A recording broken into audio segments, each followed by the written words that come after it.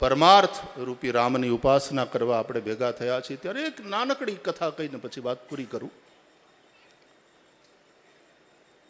હિમાલયના પહાડો ઉપર વળાંક રહેતા રસ્તાઓ ઉપર ધીમે ધીમે સરકતી એક બસ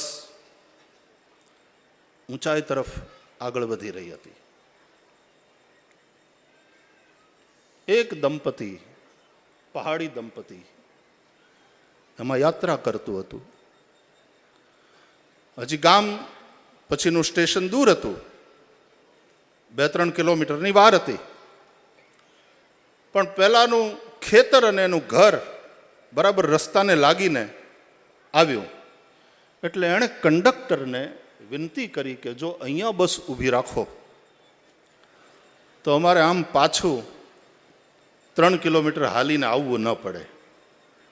એટલે કંડક્ટરે એક ઘંટી મારી, ડ્રાઈવરે બસ ઊભી રાખી.